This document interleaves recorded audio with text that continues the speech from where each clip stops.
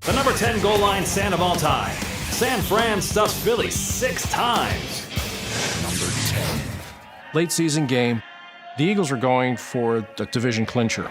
After we win this game, the next game gets bigger. They were a very prolific offense, and McNabb obviously put up great numbers. We get this thing rolling, man. We ain't worried about them. But they were not a great red zone offense. Sometimes it was up to McNabb to just try and make a play on his own.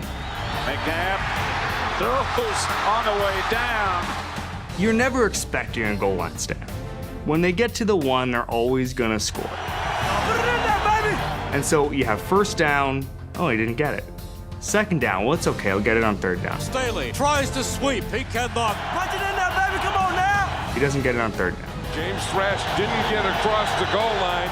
And then you go from they're at the one, they're obviously gonna score, to the ultimate chess match in the ultimate chess match sport. So now the Eagles have a tough call here.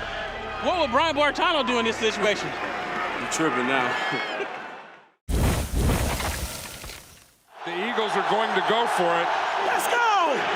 I'm getting high blood pressure! McNabb has got it. He doesn't get in. After the fourth down stop, there's a flag. Flag on the play. So let's just do it again. This will be one of the all-time goal line stands if the Eagles can't get it in with this many opportunities. And now it's third down, and they still haven't scored. McNabb throws, intercepted in the end zone. It does feel like the Andy Reid era encapsulated. This is a team that's on the verge of greatness that just can't quite get over the hump. The 49ers, what a goal line stand they made. The thing with that one is that you just don't know if it was a goal line stand or if Donovan McNabb got winded. It was always a question. About that goal line stand!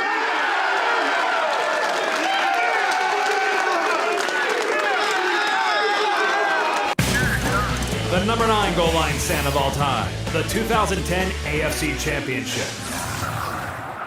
Hey, we believe in miracles? Yes, we do. Let's go, baby.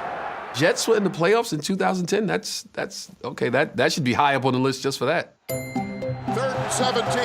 The Jets are 1 for 4 on third down. Who was the quarterback at the time? Not Sanchez. Really? Wow. Yeah, that's number 1. Not a good start. Come on, guys. Ever since the butt fumble, it is really hard to take Mark Sanchez plays seriously. I think Sanchez is just running into butts all day long. He can't even walk down the street without just running directly into butts. You gotta fight with me, whatever it was. I want more. I want more. Wayno, let's go. Mark Sanchez, back then, he was 2 straight AFC title games. Mark Sanchez made a statement. At the time, we loved Mark Sanchez. Mark Sanchez was a rising star. You look back and you're like, wow, that Jets team went to Foxborough and won in the playoffs. In 2010, the Jets defeated Tom Brady and the Patriots to get to the AFC Championship. But our number 9 goal line stand would keep them out of the Super Bowl. This is like the epitome of what it's like to be a Jets fan. Sanchez on 1st and goal. It's Green inside the 1. You get down to the goal line, and then they just can't put it in. Sanchez, looking to the sideline. Let's go. Give me the play. The offensive play calling on that drive was awful. It was a ponderous. It was all of a sudden like he lost the play sheet. Down to 2. Sanchez still has it, now throws, and incomplete. It was in the hands of Dustin Keller. Catchable ball. Your personality is ground and pound, and on the 1 yard line, you decide to throw a slant. If I was the Jets, 2 running plays. Sanchez going up top, and he's almost intercepted. Throw the ball. If you line up LT in the backfield 3 times, He can score. You got LaDainian Tomlinson in the backfield. He can jump over the defenders. Go for it. Go for it. Let's go. Go for it. Let's go.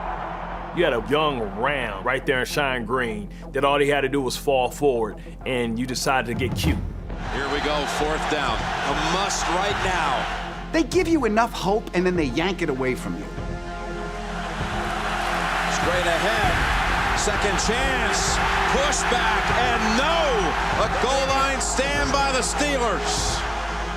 They tried to play power football on 4th and goal at the Jets come away empty, and their hopes might have just died about a foot shy of the goal line. It sounds like just every Jet game I've ever seen in my life. How is that game different from all other games? It's not. The Jets get stopped on the goal line all the time. The number 8 goal line stand of all time, The Hit. The Gary Reasons hit was pretty incredible for a couple of reasons. It's nighttime, it's snowing. It was almost like watching a football movie. That feels like quintessential football. Light dusting on an actual grass field, and Madden and Summerall calling it. Mile High Stadium has really been given a dusting today. Our number 8 goal line stand took place when John Elway's Broncos and Bill Parcells' Giants were at the height of their powers. It's a harsh reminder that Belichick was once a Giant when you cut to him on the sideline. There's Bill Belichick, who's the defensive coordinator of the Giants. We're talking late 80s Giants defense is like all name players. And the guy who's making the big stop here is Gary Reasons. Gary Reasons is a real solid player.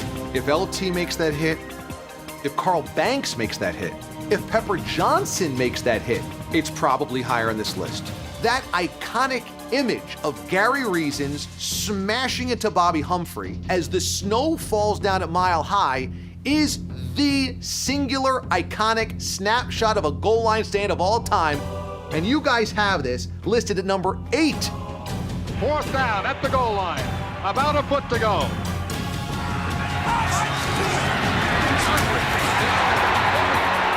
Reasons. Oh! He flew in the sky to stop him. That was like when Randy Johnson was throwing the pitch and the bird comes in and he hits the bird and it explodes. This plays like the big unit exploding pigeons of goal line stands. That is great football. When they run into each other, it looks like two dudes fighting in the Matrix. It basically looks like Iron Man fighting Superman in the air. He takes off for the jump before Humphrey takes off for his jump. I feel like this is what the old Madden games tackling button was based off. Because in the old Madden games, you would hit a button to tackle and they would just dive straight forward. The Hit is as good a goal line stand as you can get. But it was a regular season game. Reasons play is nice, but you give me something in a Super Bowl or a postseason game, that's your winner. The number 7 goal line stand of all time, the 1958 NFL Championship. And we're ready for the greatest football game ever. For those who base their rankings on stakes, they don't get any higher than the greatest game ever played. The 1958 championship that is widely credited with popularizing pro football. Johnny Unitas was the quarterback sensation of the league. Sam Huff is a standout on the Giants' great defensive platoon. I got a beef with this being called the greatest game ever played because the first half of this game is turnover after turnover. Johnny Unitas is throwing interception.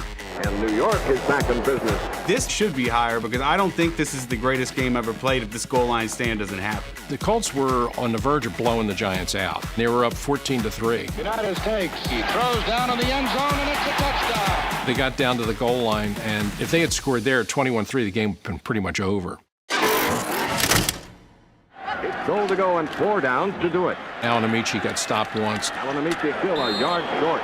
2nd and 1. Unitas keeps and crashes into the crowd like a rush hour commuter. But the Giants slam the door. Alan Amici got stopped twice. It's 3rd, a little less than a yard to go for the Baltimore Colts. Unitas gives off to Amici. Amici can't do it as the New York Giants with a tremendous goal line stand. And then they decided Amici was going to run like on a halfback option.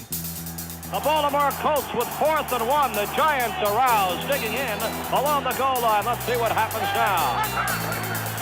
Unitas slips wide out to Amici. Brought down, and the Giants take over at the 5-yard line.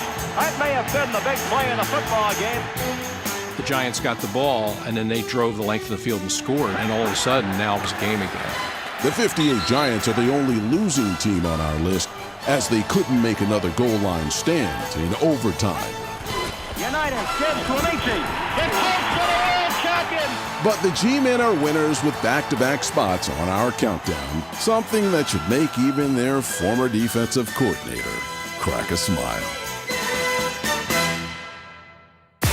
The number 6 goal line stand of all time, the 1994 AFC Championship.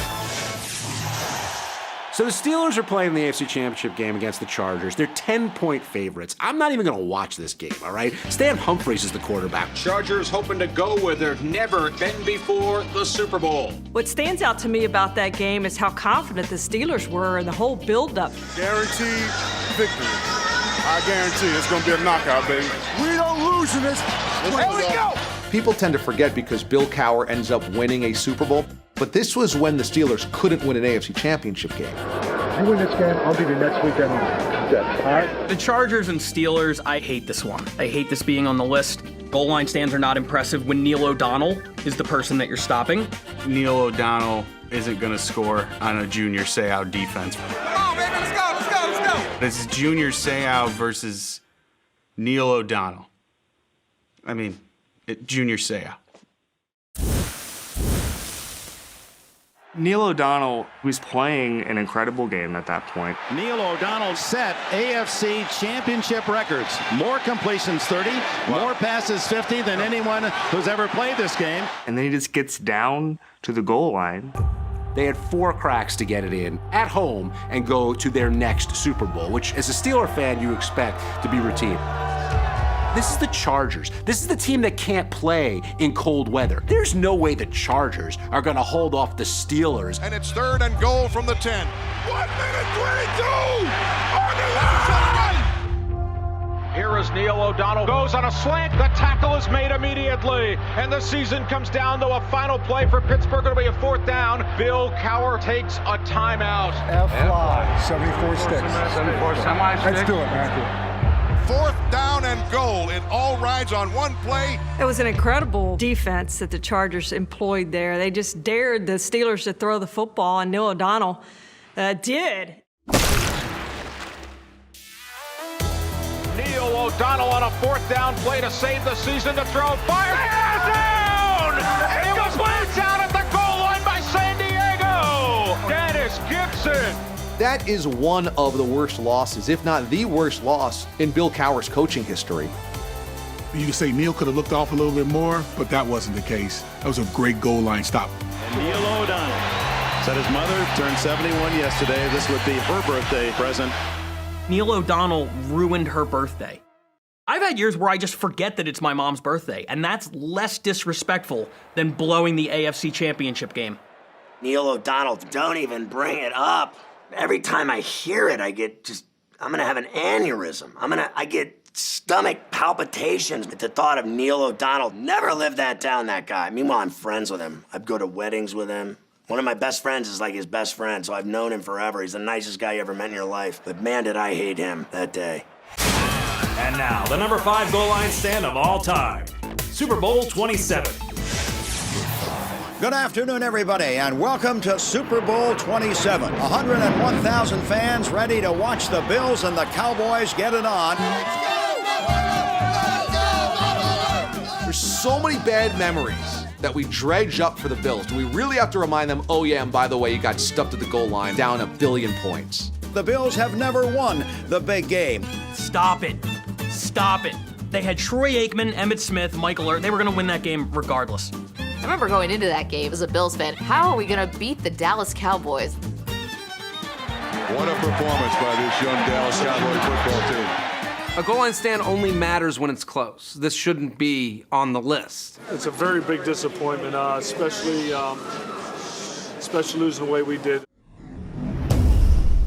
It wasn't a blowout at the time. 1st and goal for the Bills, trying to tie it up. They were only up 14-7, and the Bills had a chance to tie the game and make it a game. At the time, that's Thurman Thomas out there. That's Jim Kelly out there. These guys on the field were guys who should have scored. It was still an opportunity where the Bills could have come back and changed their destiny. The fact that they don't do it is so Bills. 2nd and goal. The Bills trying to tie it up here. And here is Thurman, and he goes diving down there. It is stopped short of the goal line. This got close. It could have been a completely different game.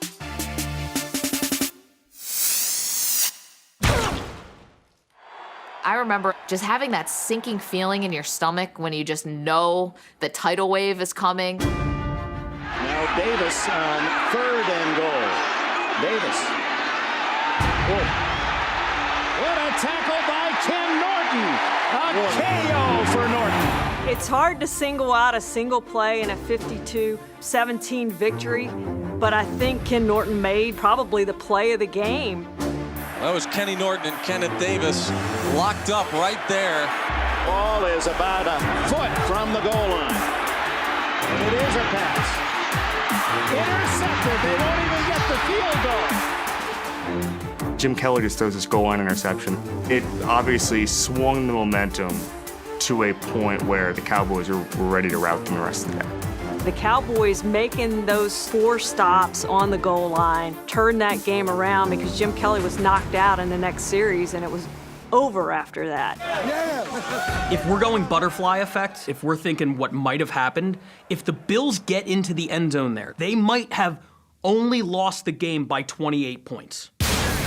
The number 4 goal line stand of all time, Super Bowl 47. Number 4. Ravens-Niners, Super Bowl 47.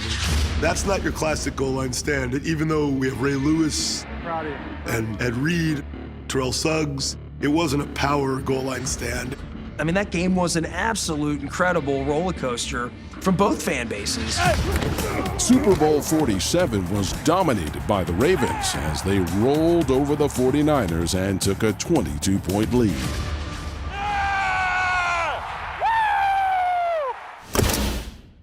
It's gone from bad to worse. And the lights go out. Why is the clock stopped? Well, the whole thing was kind of surreal, right? I mean, the lights went out. Half the power in the Superdome here is out. It's gonna go down in history. Then we're gonna come back after the lights. And then they're gonna be talking about, did the lights help the guys come back? Let's get back in fighting mode here. The game was over early, and then all of a sudden, here come the 49ers. Burdick now play fakes to Gore, looking, drills one to the near side. Crabtree catches, spins away, and Crabtree will take it in for a touchdown. So the 49ers come from way behind, and now they have a chance to win Super Bowl 47. Touchdown Winston, Crab! Touchdown Winston! They went 75 yards with 4 carries, 2 pass attempts. Inside hand up Gore, he's got a hole, look out, 35, far sideline 30, oh no, he's got room to run. Frank Gore rushed for the majority of that. In fact, he had just come off a beautiful 32-yard carry that just made it seem like the Niners had their 6th Super Bowl ring. And the 49ers are knocking on the door with 2:39 left to play. First and goal at the 7-yard line. You have all the momentum in the world. Give us to Michael James straight ahead. He'll get to the 5. The Ravens defense was obviously tired. They didn't have an answer for either Colin Kaepernick or Frank Gore. And Gore just sat in the backfield, just kind of like, hey guys, am I important at all anymore? Kaepernick in the gun, takes the snap, rolls to his right. Fires to the end zone, incomplete. You got Frank Gore running rampant. You got the blackout happening. Everyone's thinking that this is the Niners' moment. 17 years, defense has been the signature of the Ravens. There you go! They need the signature to come through here. Crabtree could not hang on to the ball, and we have come to this. 4th and goal from the 5. One play. If you're a 49er fan, you're thinking, not the fade, not the fade. 4th and goal. Kaepernick lob to the end zone. Incomplete. Yeah! I'm still just shocked that throwing the ball was the way they went. Because you have Colin Kaepernick, who is an exceptional runner, and they never had him run. Ray Lewis and the defense deliver. That was an unbelievable goal line stand. The Ravens are a defensive team at their heart. Ed Reed, Ray Lewis on the field. It should have ended that way. And the career of Ray Lewis ends with a defensive stand for the ages. The number 3 goal line stand of all time, the 1-yard war. The Eagles stopped them on 7 consecutive plays from the 3-yard line in. Has to be number 1 all time, bar none. It definitely deserves to be in your top 10, but not as high up as anything that happens in a playoff game. Did somebody stop someone more than 7 times? That has to be the greatest goal line stand of all time, doesn't it? Why isn't it number 1? What a display by these Eagles, the #1 defense in the league, with that remarkable goal line stand. Their defense was lit. I love this Eagles defense of the early 90s. This is the nastiest, filthiest defense that never won anything of note. This right here is why they have to be remembered. It was the most unbelievable, dominating stop I've ever seen. 7 times at the goal line. Bailey got 2 yards down to the 1. Stopping a team 7 times in a row, that's pretty great. That's, denying someone 7 times. Sounds like me at prom. That is a major ouch. What a shot! Imagine getting blocked 7 times and you are a quarterback or a running back. You must be like, damn, do we really suck?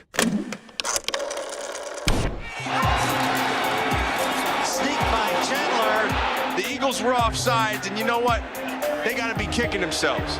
Does it count as stomping the other team 7 times if you jump off sides 3 times? There's a flag. There. There's a flag. You get the penalties, so it's like, oh, we stopped. Oh, we got to go do it again. Another flag is down. Chandler did not get there again. That was one of the most pathetic quarterback sneaks I have ever seen. 3 offsides calls. They've got nowhere to go on half the distance penalties now. The nose of the football is on the paint. It's unbelievable. This is the sloppiest goal line stand I've ever seen. And maybe one of the more exciting ones. They ran it all 7 times? All 7 times. They didn't throw any passes in there? What does it say about the Cardinals' play calling? Pass once. You're going to try this 7 times because you want to keep getting penalties? Just try and pass once at least. Defense. You can't draw this up any better. Look, everybody's under pads. Bailey trying to go over the top. Great defense. Anything besides turning around and handing off the football to your running back and just slamming into 7-11 Philadelphia Eagles defenders. This goal line defense has been something. Here we go, 4th and goal. Motion left to right, backs in the eye. Hand off Johnny Bailey. Does he make it? No! The Eagles stop them. The goal line defense rises up and stops them at the 1. A tremendous goal line stand by the Eagles defense, and the crowd loves it. Listen to them. This is the single greatest series defensively that didn't end up meaning anything because the Eagles didn't go anywhere that year. The Cardinals didn't go anywhere that year. So largely forgotten by history. But we hung in there and did what we needed to do. The #2 goal line stand of all time, the 1966 NFL Championship. Get your lineup right here. 7 air programs. Get your lineup right here. Now, first of all, it's not the Ice Bowl. We all get our Packers-Cowboys games confused from the 1960s, so this is not the Ice Bowl. This is a high-flying, offensive gem of a game. Complete for a touchdown to Max McGee. I've always thought that that's a game that sadly is overlooked. I remember watching it and just being swept up in the drama of it. Our #2 goal line stand features 2 of the most iconic names in the NFL. Tom Landry and Vince Lombardi were competing for a chance to advance to the first ever Super Bowl. Green Bay was not a scoring machine. They were a great offense, but they were built for defense. That's really what their dominance was.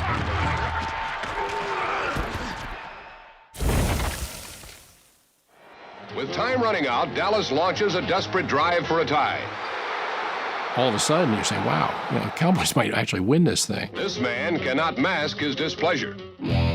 Down by a touchdown with less than 2 minutes left, the Cowboys were helped by a Packers pass interference that brought them to the 2-yard line.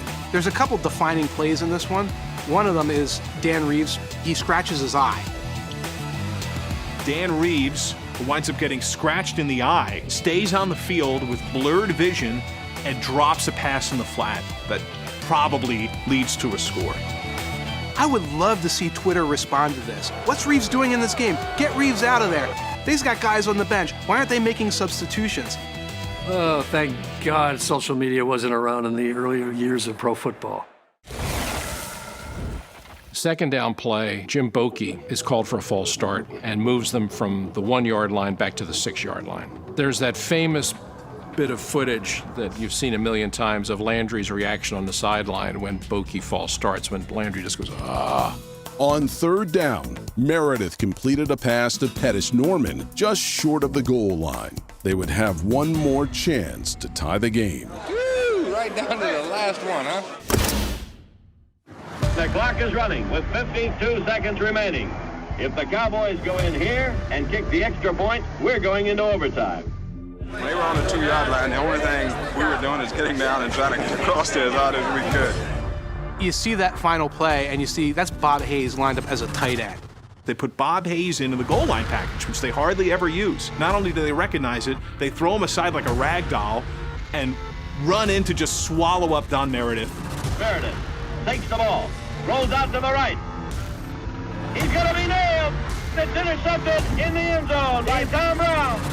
Dave Robinson, the linebacker, right away sees what's happened here. Dave Robinson nailed Don Meredith. Bob Hayes could not block me. Bob Hayes was only about 175 pounds. The fastest man in the world, a great guy, not a good blocker. And the Packers have just taken the championship. Younger viewers need to know there are a handful of building block moments that lead to football becoming what it is today. This was one of the biggest of those moments. The #1 goal line stand of all time, Super Bowl 16. Pete Johnson was held to just 2 yards, but it was enough for a first down and set the stage for the greatest goal line stand in Super Bowl history. The best goal line stand ever is rightfully the 49ers Super Bowl 16 goal line stand. I mean, I don't know if it's #1. This is one of the very few I didn't even have another candidate for. This is #1. I kept going back and forth with this one as #1. Maybe the Packers one is #1. #1? I don't know. All time feels a little high to me. Our #1 goal line stand happened as Joe Montana and the 49ers were chasing Super Bowl ring #1. People talk about the catch in the NFC Championship game, which certainly gets them there. Caught by Clark. But in the Super Bowl, it's the defense of the Niners that basically creates the dynasty. Charlie, this is the defense's moment. You can't argue with this being #1 because this flips a Super Bowl. The Bengals were getting their butts kicked in that Super Bowl. I mean, they got down early. It was 20-7. They had mounted a comeback. That's what the Bengals had to do. Bengals fans are going nuts. We think we're winning the Super Bowl. All of a sudden, they've got some momentum, and they're very much back in the game. And they got it down to the 1-yard line. The Bengals run a strange little counterplay on first down. That gets stopped. Pete Johnson, the fullback, plunging forward. They just hand to Pete Johnson. It's just straight ahead. Pete Johnson, who wouldn't even be playing in the NFL now because he's too big. He's a 250-pound fullback, stuffed by Hacksaw Reynolds. Second down and goal. Johnson again. This time he is hit by Jack Reynolds. I actually asked George Clooney about this game because he was a Bengals fan growing up, grew up in Kentucky, and he said, Pete Johnson, and he gritted his teeth as if it was like one of the worst moments of his life. When you have a fullback like Pete Johnson who weighs over 250 pounds, you're playing in the Super Bowl, you have to be able to make a yard. Third down, the Bengals do something teams didn't do much at the time. They're going to pass the ball from about the 1-inch line. It is third down at the 1-yard line for the Bengals. The ball is just inches away. Here's Anderson with the ball. He's looking for a pass. He didn't get in. Buns got him. This was a great tackle by Dan Buns. He's a backup linebacker. Dan Buns, I mean, people couldn't remember 3 or 4 other things he did in his career. I also remember that Dan, what was his name? Dan Buns. I mean, he was a no-name linebacker, remember? I'll never forget, it was the greatest play of the game. The guy stood him up at the goal line. This should have been a touchdown here. Alexander turns, and Buns was right there. He recognized that I'm not going to let my eyes get me in trouble by watching something else. I'm going to watch my defender. Well, that was my job. I was covering number 40. And not having that experience because he was a backup linebacker, Dan Buns did it.